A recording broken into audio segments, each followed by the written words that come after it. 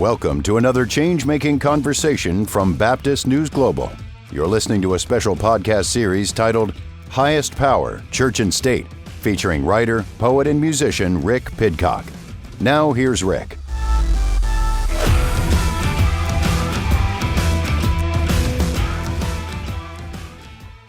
Jesus told his followers to be with those who are persecuted. Where are those who are persecuted right now?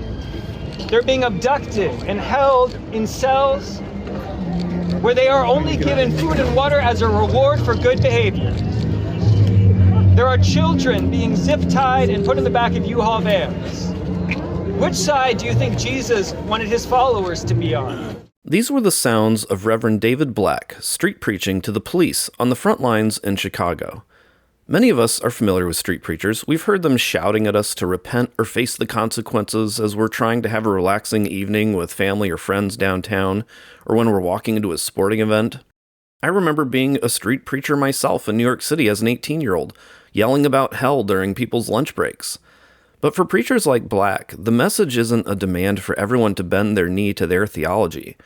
Instead, Black is on the streets speaking up for those who are being deprived of food, water, rest, and their rights due to the violent actions of the Trump administration. For Black and others like him, the goal isn't dominion, but healing and liberation. Many of these pastors are now being subjected to violence themselves. Here's the audio of Reverend Hannah Kardon of United Church when she was violently arrested a couple weeks ago in Chicago. Who do you protect? Who do you serve? Who do you protect? Who do you serve? Who do you protect? Who do you serve? Who do you serve? Who do you serve? Stay back. You'll be arrested if you don't stay back. Who do you serve? Who do you serve? Who do you serve? Who do you serve? Hold this line. Stay back. I am back. Don't touch me. Hate you fascists!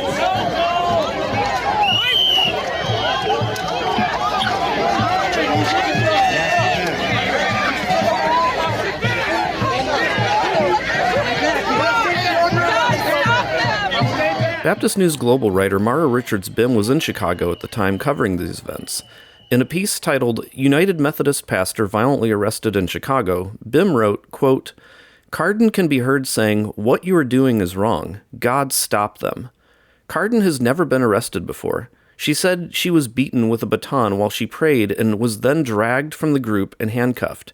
She urged those who watched the video with these words, I hope if anyone sees this video and is disturbed by it, what they think about is that if they are willing to do that to a clergy in broad daylight, imagine what they are doing to detainees in the dark. We have to end ISIS kidnapping and detentions. We must remove them from our communities or this violence will continue, unquote. For today's episode, I wanted to hear from these pastors firsthand about the Trump administration's violence against them and their neighbors. So I sat down to speak with Reverend Kardon, as well as with Reverend Quincy Worthington, who is the pastor of Highland Park Presbyterian Church. Those of us who don't live in Chicago are reading headlines, stories, or seeing pictures and short videos of what's going on. But from your perspective in the midst of all, could you just give us a sense of what the people in your neighborhoods and churches are facing from these ICE raids? I really appreciate the question because I think people don't understand what it's like to be in Chicago right now. And the answer is terror. Everything about what is happening to me feels like it is designed to terrorize people. It feels like we're living in a city, in a metro area. I want to, like, every suburb has been included under attack by our own government. People are having their cars driven into, they are being shot at, they are being pepperballed and tear gassed in their homes for no other reason except to harass vulnerable Latino people. That's what it feels like to me to live here now. And I think that people should know that it never felt like that before DHS was here. Chicago is the greatest city in the world. I love living here. The only thing that's ever made me feel unsafe here is ICE. And I think they want to do this a lot more places. Yeah, I mean, Hannah nailed it. And I think, what I notice is even like at community gatherings, we just had some festivals in my our little town, and there's a heightened sense of awareness. There were three or four of us kind of scanning the perimeter and all the roads at all times to see if vehicles were coming or if ice was going to interrupt it. So there's this added sense of anxiety that underlies everything. And it's incredible to me when everyone I've talked to who in the Chicago area says they are more afraid and feel less safe now than they did before. And I think one of the things I know a lot of my colleagues and friends are talking about is that we need to get the word out because we believe that Chicago is a testing ground for what's going to happen in the rest of the nation, that this isn't going to stay isolated to Chicago. And I think a lot of people are trying to reach out to family and let them know that and to their friends in other places because I think people think, well, that's just happening there. It's not going to happen here. But I can tell you from firsthand experience, we never thought that this was something like this would happen in Chicago. But the upside, the joy, I guess that's coming out of this is community is saving us. And so there's this real sense of communities banding together in ways. And so, as much anxiety and fear and terror that people are living in, there's also this real strong sense of solidarity and willingness to stand up for one another and looking out for each other, which has just been incredible to watch and witness and be a part of. So, speaking of that community piece, we've heard reports of neighbors using things like whistles or other peaceful means of protesting or warning others of ICE's presence in the area. Is there a way for different pastors or neighborhoods to communicate to one another about what's working, or has it mostly just been chaos and survival mode? Yeah, pastors and communities are in contact with each other and coordinating with each other on what works and what doesn't, and kind of what happens in ways that can immediately have people respond to a need. We see a lot of that happening on social media and in other apps on your phone. Yeah, and people are in community with each other. Like Quincy said, the whistles are actually a great example. The whistles originated because, they did this to LA first. Like, I want to acknowledge LA, Portland, DC also have some of these attacks happening to them. It's a little bit different in every city, but LA, some people who had been in LA trying to respond communicated to organizers in Little Village, which is a neighborhood in Chicago that's majority Latino, how it had been really hard to rely only on the apps because lots of people aren't online and because these things happen so fast. That has been one of the things that I didn't realize until it started happening on my block is you'll get a message that says, "Oh, go to this corner. We just saw ice." You go to that corner. They're already one corner north. They've jumped out of the truck, kidnapped someone who lives in your neighborhood, and they're gone. It happens so fast. And so when LA organizers told Little Village organizers that, they started trying to come up with what's something we could do physical and immediate. They came up with the whistles. They start putting whistles out in their neighborhood. Somebody in Pilsen sees that and draws a free zine to go with the whistles and says, "Hey, this is such an awesome idea. Let's do this here." And then it starts to spread to every town and every neighborhood in the metro area. And now it's a tactic that everybody's using. It's really about listening to each other, loving each other, and investing in community. The one thing I'm telling people who think this might happen in their city is like, invest in your relationships now. Just start talking to people and saying, "Hey, do you feel a little nervous? Me too. Let's get on a chat together. Let's talk about how we value goodliness and neighborliness. Let's start that relationship building now so that we have those lines of communication open." That's really helpful. Are you getting any help from local law enforcement, or are they mostly staying out of ICE's way, or are they actually helping ICE? Well, Quincy and I have both been protesting at the Broadview ICE facility where many people are detained in absolutely inhumane conditions all of the time. We have heard reports in that facility that there are no beds, withholding medication from the elderly and from the sick, dozens of people crammed in a room.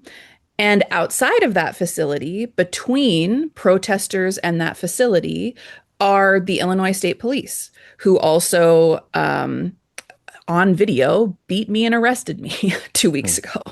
So it certainly feels like they are not on the side of the people who want to protect each other. I think that that could change, and I hope it does. But right now, that is the role that at least that law enforcement is playing. Yeah, I asked one of the state police once when I saw their vehicles escorting an ICE vehicle. I asked them, if there were a scared protester who wanted company back to their car, would you escort them back to their car? And they said no. And I said, I thought you were here to protect us. And they said, we are, but you wouldn't escort a scared person back to their car. So I think there's a lot of confusion even in their own mandate about who they're there to protect, but it certainly doesn't feel like they're there to help us. And what we see essentially is them not technically helping abduct people, but we're seeing them open the pathway and make it much easier for that to happen. Hmm. So one of the problems that this causes is there's a lot of confusion for people just based off of their own looks, like what kind of danger they're in. Like especially for me, like my ancestors are from the Middle East, and I get mistaken all the time. Like Latino people will come up to me and talk to me in Spanish. And it's like but I'm a US citizen, and if there's no due process for the people that they're just taking, like how do any of us defend ourselves in the heat of an attack? Is there any way for us to, in that moment, respond, or are we just kind of at these people's mercy? Well, here's the catch 22, right? As a United States citizen, you're not required to carry anything on you that says that you're a citizen. However, if ICE were to come up to you and say, what's your immigration status? And you say, I'm a US citizen, they're going to say, prove it. And if you don't have your immigration papers on you and they think that you look like you could be an illegal immigrant, they're going to grab you, right? And so it's a catch 22. You're not required to carry proof of citizenship on you, but if you don't have proof of citizenship on you, they treat that as being suspect and that you're probably not here legally, and they're going to try and abduct you. And we've seen that happen over and over again in Chicago. And we know that ICE and Department of Homeland Security is denying that happens, but there have been report after report after report of United States citizens being abducted by them and taken to ICE, taken to Broadview, and then I think most of them are released, but I that's a speculation on my part and one that I don't feel entirely confident in saying that they haven't ended up being deported somewhere. I think it's also incredibly clear from the way that they behave and the way that they act that the concern is not status or law.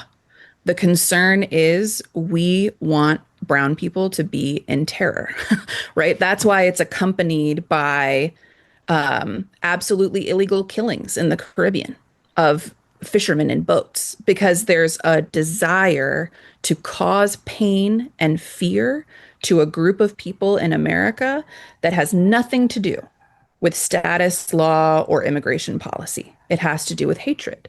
And this is where I think, as Christians, this is where we have so much to bring to our understanding of what's happening right now.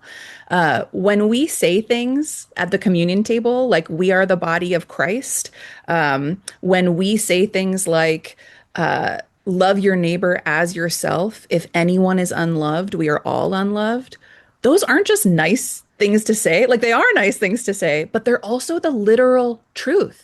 Whenever one segment of your community is at risk, everybody's at risk. You can't save yourself by throwing someone else to the wolves, which is why Jesus never, ever did it. Whenever one group is targeted like this, everyone's rights, freedoms, hope, and joy are at risk. And we have seen that in the metro area. I have seen rich white people be thrown to the ground and hit and insulted by these agents.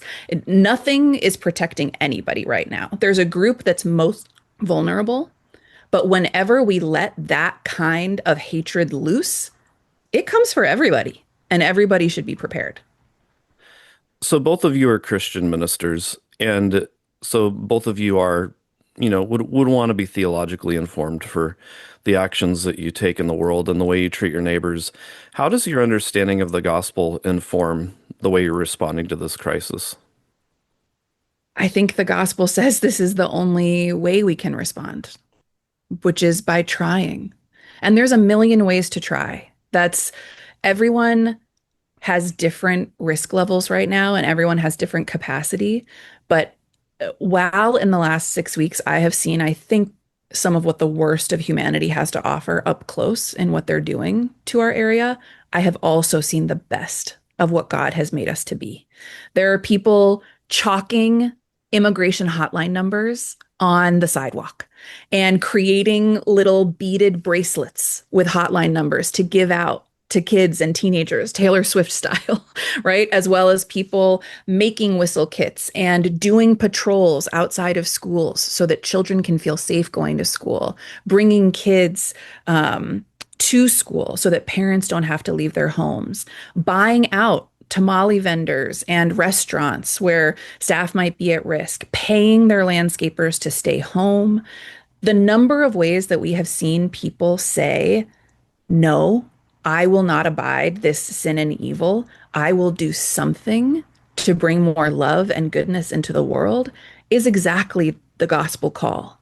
Not to know that you can win, but to always try, to always try to live out the kind of glorious love that Jesus lived when he decided to be unafraid of dying and to say the truth and to say that everyone has value, but try in our own small way to follow that path that has meant so much to all of us. Yeah, I think when we read the Gospels, we see Jesus drawing just sharp distinctions between, I guess, what I call empire and kingdom, right? The difference between what Rome is offering versus what God's kingdom is offering. And Jesus is always urging us and pushing us to serve the kingdom, especially when it conflicts with empire and things like domination and dehumanization. One of the stories that Jesus tells that's really convicted me since the beginning of this, and I think it might have just been happenstance, if there is such a thing, that it was at the beginning, it was in the lectionary at the beginning of my involvement of this, is the story of the rich man and Lazarus, right? Where the sin of the rich man wasn't that he was rich. It wasn't that he was throwing extravagant parties. It was that for whatever reason, he couldn't see Lazarus sitting outside his gate. And the fact that Lazarus is the only person in any parable that Jesus mentions by name, that gives a name to, I think talks to about how Jesus wants us to see Lazarus.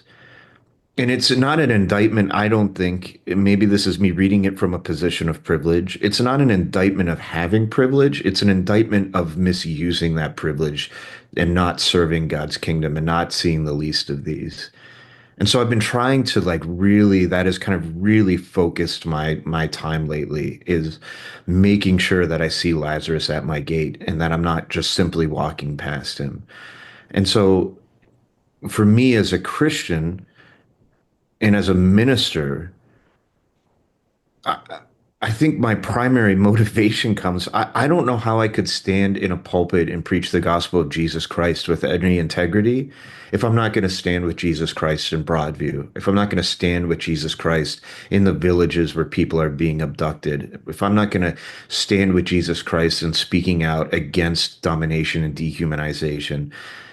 And I mean, if God ever gave me a mission to speak out against Christian nationalism and blast them for being absolutely unchristian and about everything antithetical to the gospel, then I would gladly pick up that mantle and walk with it. And I think that's really what the gospel is calling us to do right now, is speak out with our voices, with our hands, with our very lives against the blatant misuse of scripture in these horrific human rights violations and the way people are trying to co-opt our faith into dehumanizing other people. How do you, like, as Christian ministers, how do you make sense of these people that actually support the persecution of Lazarus? Like, the most ardent supporters of this violence claim to be Christian, and they're mainstream Christians. They're not fringe. I like to think that they're horribly misguided at best sometimes. I think we're called into loving them and to trying to help open their eyes. But Jesus also says if people aren't going to accept your message of peace, you brush the dirt off your sandals and you walk away. I think it's Yeah, I have a hard time justifying how anybody can read the message of Jesus and claim to follow him and support what's going on. And I think I hope it's just simply out of fear that they might lose what they have, because to speak out does come with great risk, as I can attest to, and Hannah can certainly attest to. Um, it's not without its dangers. And I think what happens is people mistake discipleship with comfort. And when faith gets too comfortable, it becomes really easy to look away from what's uncomfortable and to only talk theoretically about things like love and justice, and not realize that we're not in a time where this is theoretical. We're in a time where the rubber needs to hit the road and action needs to happen. I think we're seeing with such clarity right now, the oldest temptation that Christians specifically have had to struggle with, which is, do you co-opt Jesus for empire or empire for Jesus? And that has been the struggle since day one. It is the first struggle that Jesus was offered when he entered into ministry, right? Like the devil appears to him and says, "Hey, I have some scripture that justifies you taking on power and being in charge and having power over." And Jesus says, not doing that is more important than any scripture you can make come out of your mouth, demon. And we see it in every generation of Christians. Sometimes the temptation is to be Rome, and sometimes the temptation is to be Byzantium, and sometimes the temptation is to be anti Semitic, and sometimes the temptation is to be racist. The temptation is always to become empire and say that Jesus says it's okay, that Jesus agrees with you rather than loving you, rather than saying, Jesus calls me to do the hard thing, which is to reject empire at every turn and follow him and the way that he lived. And so I think we're facing the same choice that 2,000 years worth of our ancestors have faced. And I really hope that collectively we make the right one, because the people who are doing the sinful version have loud voices. And it will take a lot of us being loud to overcome that. How would you respond to the conservative Christians who would say, you're not really pursuing justice, you're not really pursuing the gospel, you're just a bunch of Democrats who want to ignore the law, and so that the Democrats can have more voters in the future? I'd invite them to watch a video of one of these kidnappings, to read a testimony of someone who is inside of Broadview, and then tell that to me again. Because this is not about narratives or politics or this meta, blah, blah, blah, blah, blah, who wins. Well, like real human beings, this is what's happening to them. Look at a picture, watch a video. I just don't think anyone can have their eyes open, seeing what's happening here, and not feel the Holy Spirit inside of their body go, no, like God is not okay with this. It's parties are so small and dumb compared to anything that is happening to a human being in this city right now. And I think people who tell themselves a story that they don't have to care about that are telling themselves a really harmful story that will not ultimately be good for them, their communities, or their relationship with God. Like these are things we're going to have to account for one day.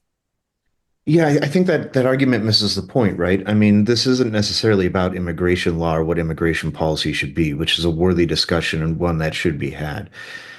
It's not a question of should we have laws. It's the question of what happens to the people that are caught beneath these laws.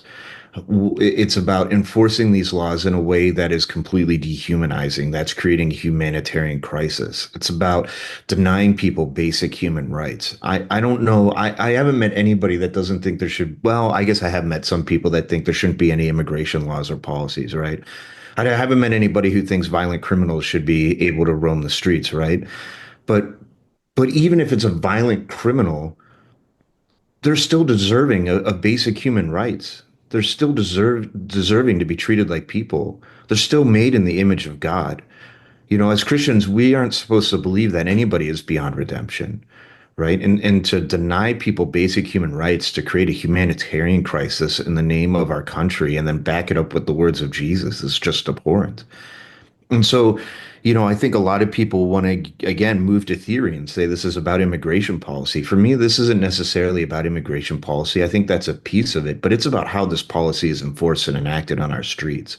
And when you have men jumping out of unmarked vehicles, armed to the gills with masks on, grabbing somebody at what seems random, at least to us on the street, and throwing them in the back of a van and disappearing them. And then we find out that they're put in a room with over 250 other men and are denied bed and medical access and legal access and family access. And the lights are on 24/7 and they're given one meal a day.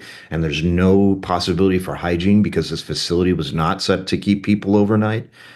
And we see people going into that facility one week and coming out the next week all tattered and beaten in the same clothes they were wearing. It, it's not about getting more votes for either party. It's about the fact that people are created in the image of God and are precious children of God, and we're called to speak up for them when they're being denied basic human rights.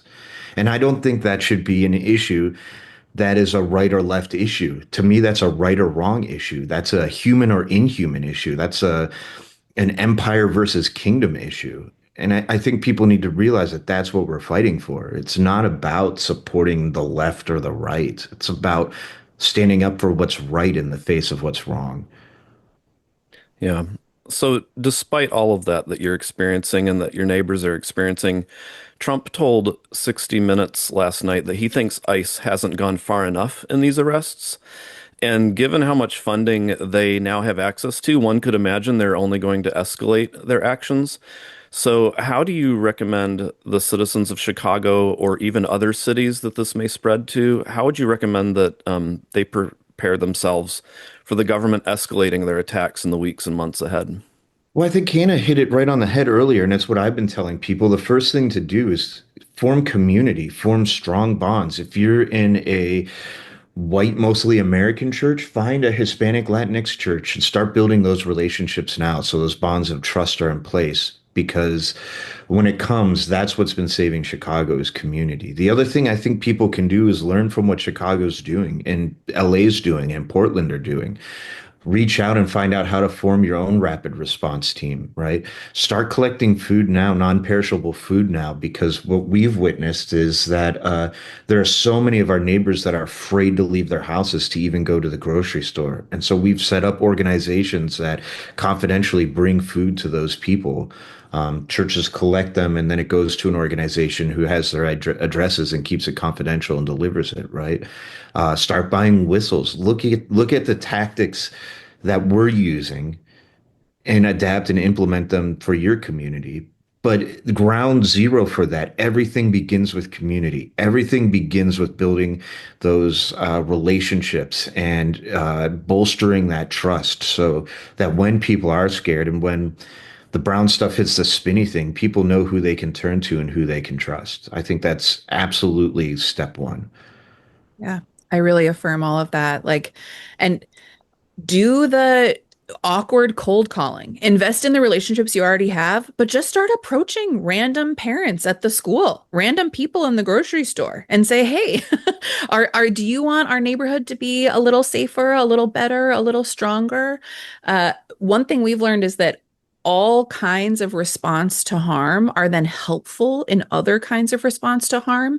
So as the snap cutoff happens, there are probably some real opportunities in your town, wherever you are, to build those kinds of community groups that get food to people or make little meal kits. You're not going to fix the whole problem. You're not going to feed 100,000 people in a day, but figure out like who of your neighbors might be a little food insecure. How can you help? How can you get friends to help you help? And whatever you create, even if it's 4 people who do canned food once a week, they bring it from the grocery store to one person's house, you have built the foundation for responding to everything that harms your neighborhood because you have relationships and you have good intentions and you're figuring out systems. Kelly Hayes has a great tool for mapping your neighborhood and your community and the things that you might want to look at in times of crisis. I'd recommend that to everybody.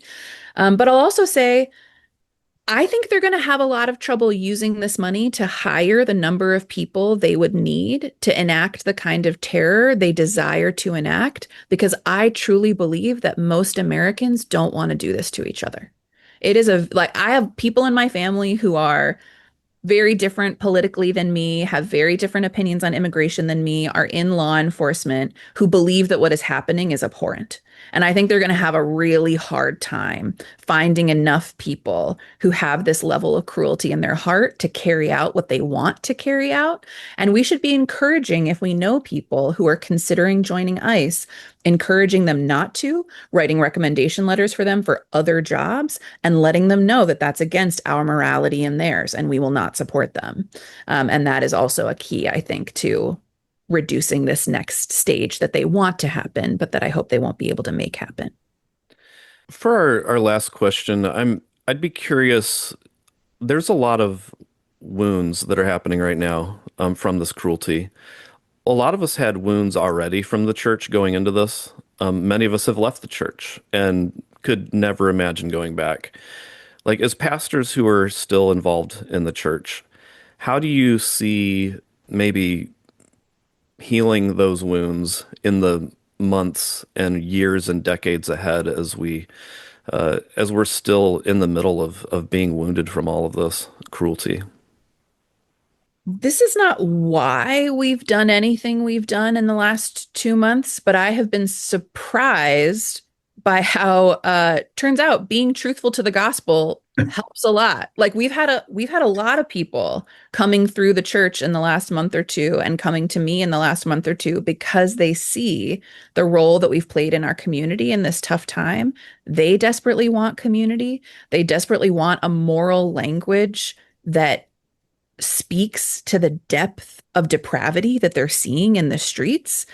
And they are turning to faith communities because it's one of the few places that has that community and sense of story, but only if it's truthful about what's happening right now, and only if it has integrity to trying to do something about it and not stand on the sidelines while human beings are hurt. I was not raised in the church. I converted in my late teens. And the first church I ever went to was one where I experienced overwhelming love, openness, and welcome. I never had to unlearn the many things that my congregants have had to unlearn and heal from and recover from. And I believe that that can be everybody's Christian journey. We can start with the healing instead of the hurting for new people. And with the people who have been deeply hurt, we can simply be truthful and not try and make anyone do anything, but say that we're here if they need us. And the more honest we are to what the gospel is, we actually don't need to worry about what comes next, because Jesus is going to take care of it. Yeah, I mean, part of making amends isn't just saying you're sorry, it's changing your behavior, right? And I think part of the reason I grew up in a church that was very open and affirming, and left it for a little bit because I didn't see other Christians behaving that way. And I thought maybe it was just an anomaly, right?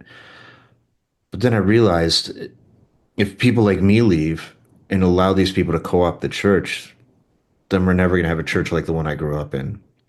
And so the church at its best is being its best when it's standing with Jesus and it's speaking with Jesus.